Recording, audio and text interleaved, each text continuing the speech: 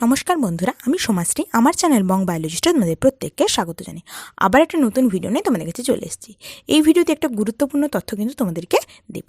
কিছুদিন আগেই মুখ্যমন্ত্রী মমতা বন্দ্যোপাধ্যায় সাংবাদিক বৈঠকে বলেছিলেন যে এই রাজ্যের 9.5 লক্ষ স্টুডেন্টকে অনলাইনে পড়াশুনো করার জন্য তিনি কিন্তু ট্যাব দেবেন। কিন্তু এত ট্যাব তিনি কিন্তু দিতে পারবেন না জানিয়ে দিয়েছেন আজকে সাংবাদিক বৈঠকে।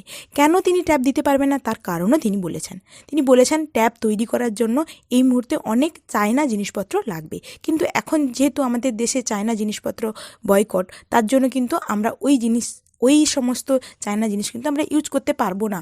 তার জন্য এই এত ট্যাব কিন্তু এত কম সময় কিন্তু উৎপাদন করাও সম্ভব নয়।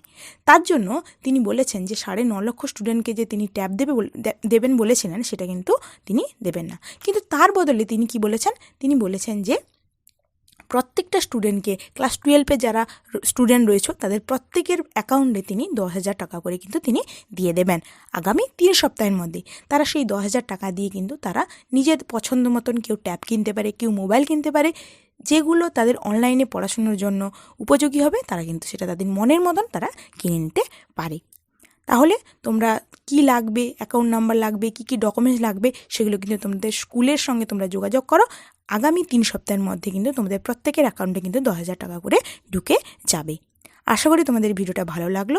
যদি এরকম আরও তোমরা ভিডিও দেখতে চাও অবশ্যই আমার চ্যানেলটিকে সাবস্ক্রাইব করো এবং এই খবরটা বন্ধুদের কাছে পৌঁছে দেওয়ার জন্য অবশ্যই ভিডিওটিকে প্রচুর শেয়ার করো। Thank you.